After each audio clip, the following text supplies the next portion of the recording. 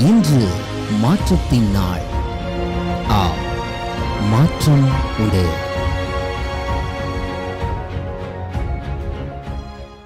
ஆச்சரியமான தேவனுடைய அற்புதமான பரிசுத்த நாமத்திற்கு மகிமை உண்டாவதாக. மாற்றம் உண்டு என்கிற இந்த அனுதின தியானத்தின் மூலமாக உங்களை சந்திக்கிறதுல எனக்கு மிகுந்த சந்தோஷம். கர்த்தர் உங்களோடு கூட இருந்து அற்புதமாய், ஆச்சரியமாய், மேன்மையாய், அதிசயமாக ஆண்டவர் உங்களை நடத்தட்டும் என்று இயேசுவின் நாமத்தில் உங்களுக்காக ஜெபிக்கிறேன். 2 Chronicles chapter 3 verse number 1.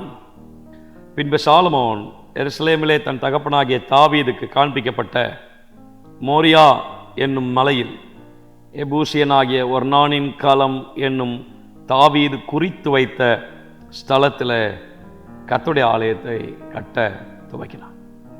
Then Solomon began to build the house of the Lord in Jerusalem on Mount Moriah, where the Lord had appeared to David his father at the place that David had appointed on the threshing floor of Ornan the Jebusite. ஆண்டவராகிய இயேசுவின் நாமத்தில் இந்த வார்த்தையை கொண்டு இன்றைக்கு உங்களை ஆசீர்வதிப்பதற்கு கர்த்தர் எனக்கு கொடுத்திருக்கிற பாக்கியத்திற்காக நான் ஆண்டவரை ஸ்தோத்திரிக்கிறேன். இந்த மலை எங்கோ வாசித்தது போல் உங்களுக்கு ஞாபகம் வருகிறதா? இது ஆபிரகாம் பலி செலுத்திய மலை இல்லவா? ஆபிரகாம் யெகோவா ஈரே என்று பலி செலுத்தி கர்த்தருக்கு ஒரு நாமத்தை கொடுத்து அங்கே கர்த்தரை துதித்த ஒரு இடத்தை, மறைந்திருந்த அந்த மலையை தேவன் வெளிவர பண்ணினார். நேரம் வந்தபோது கர்த்தர் அதை வெளிவர பண்ணினார். அங்கே ஒரு மிகப்பெரிய ஆலயம் கட்டக்கூடிய விதத்தில் கர்த்தர் அதை மேன்மைப்படுத்தினார். நான் இந்த வேத வசனத்தை இன்றைக்கு வாசிக்கும் போது அநேக காரியங்கள் என் இருதயத்தில் உணர்த்தப்பட்டாலும் ஒரு காரியத்தை உங்களுக்கு முன்பதாக வைக்கிறேன்.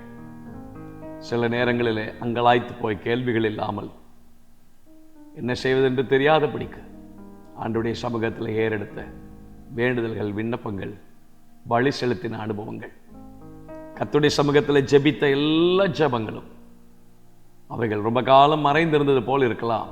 ஆனால் கர்த்தர் அதை இந்த நாளிலே வெளிவர பண்ணுவாராக. தேவ திட்டம் நிறைவேற வேண்டும் அல்லவா? தேவ தரிசனம் நிறைவேற வேண்டும் அல்லவா? கர்த்தருடைய திட்டம் மோரியா மலையை குறித்து நிறைவேறுவதற்கான வேளை வந்தபோது கர்த்தர் அதை வெளிவர பண்ணினார். அங்கே ஆலயம் கட்டக்கூடிய விதத்தில் கர்த்தர் தம்முடைய நாமத்தை கர்த்தர் மகிமைப்படுத்தினார். மறைந்திருக்கிற உங்கள் ஜெபங்கள் எல்லாம் வெளிவரும். உங்கள் விண்ணப்பங்கள், கண்ணீரின் ஜெபங்கள், அங்கலாய்த்து புலம்பின காரியங்கள், தேவனுடைய சமூகத்தில் மறைவிலே சொல்லப்பட்டவைகள் வெளியரங்கமாய் பதிலளிக்கத்தக்கதாக தேவ திட்டம் நிறைவேறும் விதமாக கர்த்தர் அதை இன்றைக்கு வெளிவர பண்ணுவார். அறிந்து கொள்வதற்காகவா நாளாகமத்தின் புஸ்தகத்தை வாசித்தான் அகாசுவேரு?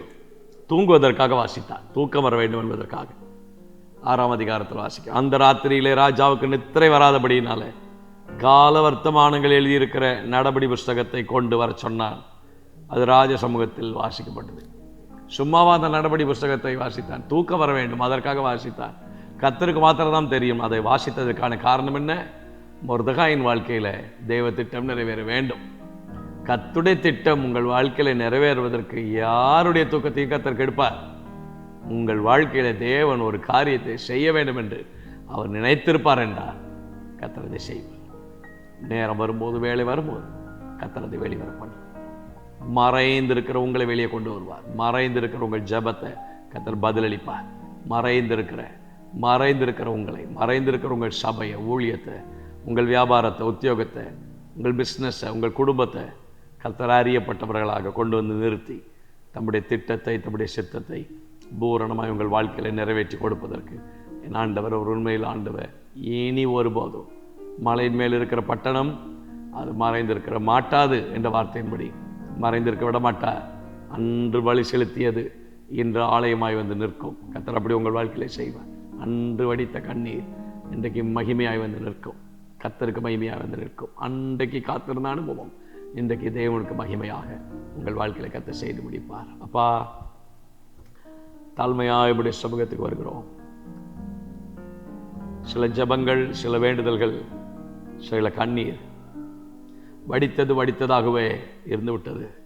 ஜெபங்களாகவே இருந்து விட்டது. இதுவரை நாங்கள் பதிலை காணவில்லை.